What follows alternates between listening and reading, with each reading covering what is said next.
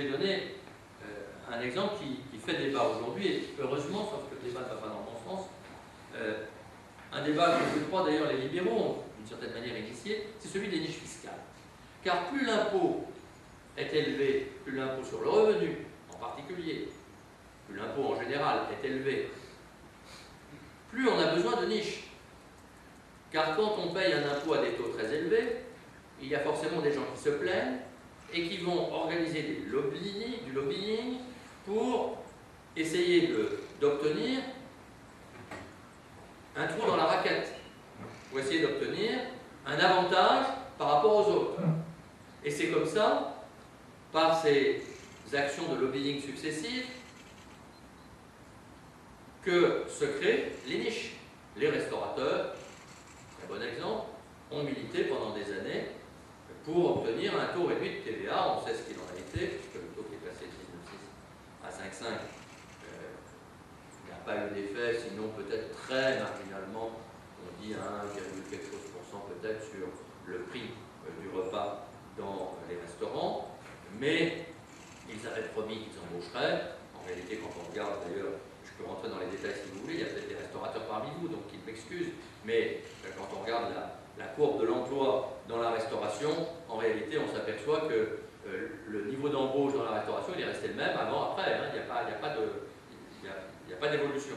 Donc, c'était du lobbying, et ils ont obtenu gain de cause. Et ça nous coûte, je ne sais plus combien, 3 milliards d'euros à peu près. Je le suis quelque part, je pense que je peux vous l'envoyer. Et donc, ces niches, au total, alors c'est très important. Je vous ai dit 53 milliards l'an dernier du produit de l'impôt sur le revenu. Les niches, budget 2011, l'État 2011, 63 milliards d'euros. 65,3 milliards d'euros. Mais en réalité, c'est faux. Ce chiffre est le chiffre officiel, le chiffre du budget, 65,320, pour être précis, milliards d'euros. C'est une partie des niches. D'abord parce qu'il n'y a là que les niches fiscales pures. Ensuite parce que les niches ne sont pas toutes comptabilisées, car en fait, selon les cas, il y a des niches qui sont comptabilisées simplement en impôts en moins, et non pas en niche en tant que telle. Et c'est là d'ailleurs que ça rend la comparaison entre les pays très difficile, parce que selon les pays, les niches ne sont pas calculées de la même manière. Mais il n'y a pas les niches sociales, qui représentent aussi quelques dizaines de milliards d'euros. Et en plus, donc si on prend en compte toutes ces niches cachées, on peut arriver à des chiffres, alors astronomiques, c'est pas moi qui vais vous le donner, c'est le sénateur Marini, celui qui dit joliment que quand il veut exprimer ce que je vous expliquais tout à l'heure, que c'est toujours du lobbying qui conduit à la niche, il dit derrière chaque niche il y a un chien. Et en fait, ces niches, au total, dit-il, devant le Sénat, en commission du Sénat, c'est 230 milliards d'euros. Plus que la TVA, qui est de l'ordre de 210 en TVA net, parce que c'est 270 en TVA brut, mais il y a des indices, etc. C'est en règle de sens. Donc, c'est considérable, absolument considérable. Et ça, qu'est-ce que ça représente, cet ensemble de niches? Des interventions de l'État. L'État qui dessine une société, qui joue au Monopoly, qui joue au Lego, plutôt d'ailleurs, avec nous. Et qui dit à un tel on lui donne moins, à un tel on lui prend plus. Car une niche, c'est toujours un cadeau qu'on fait à l'un ou à l'autre, à quelques-uns, mais au détriment de tous les autres. Car en fait, pour qu'il y ait ces niches, c'est-à-dire 230 milliards d'euros de recettes en moins, ben, il faut qu'il y ait des gens qui payent 230 milliards en plus. Sinon, on ne peut pas les supporter. S'il n'y avait pas de niche, il y aurait 230 milliards d'euros d'impôts en moins pour tout le monde. On dit plutôt plus de 500 niches fiscales. Les 500 niches fiscales dont il est question, ce sont des niches d'exonération. Il y a effectivement des surtaxes qui sont des contre-niches fiscales, en quelque sorte. Oui, puisqu'on a imaginé il y a 4 ans, 3 ans, de surtaxer le poisson pour aider les pêcheurs. C'était assez nouveau quand même. À dire vrai, je crois que ça n'a pas vraiment bien marché. Mais Bon, c'était nouveau. Et aujourd'hui, d'ailleurs, on a imaginé alors un truc particulier, c'est la taxe sur les boissons sucrées. Parce qu'on s'est dit que ça allait aider les obèses. Bon, chacun son truc. Ça leur coûtera plus cher en tout cas.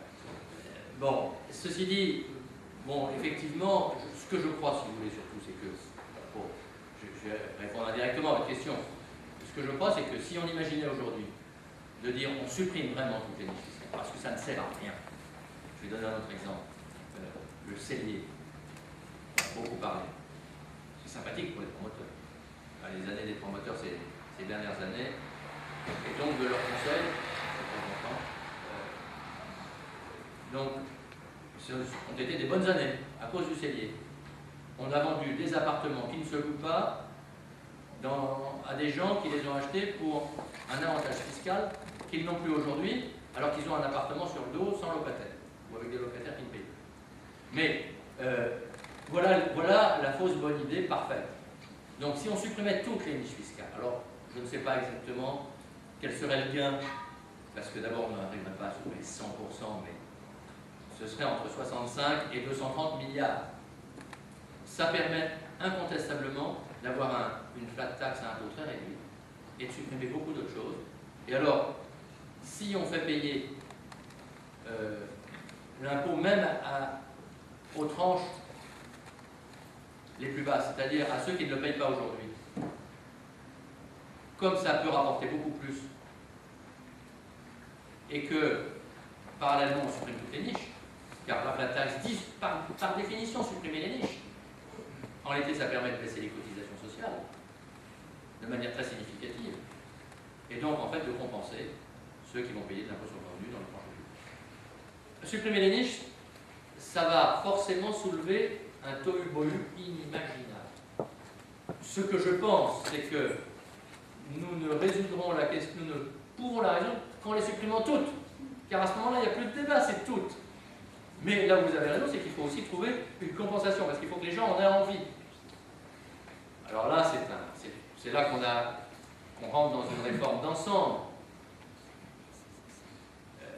Mais je pense qu'il faut parallèlement, car les deux se tiennent, arriver à faire en sorte que les assurances sociales, n'oublions pas que les prélèvements sociaux sont plus importants que les prélèvements fiscaux en France. Et il faut arriver à faire en sorte que les prélèvements sociaux soient très sensiblement réduits et qu'ils reviennent à l'assurance, là où c'est devenu des impôts. Et c'est-à-dire qu'en fait, il faut que les gens, en même temps qu'ils vont avoir un peu de TVA supplémentaire sur le prix de tel ou tel produit, ils gagnent 10% de plus de salaire. Car si vous supprimez 10% de charges sociales, et je pense que si vous supprimez 230 milliards de niches, c'est possible, eh bien, les gens ils font vite le calcul, sans leur porte-monnaie, c'est mieux.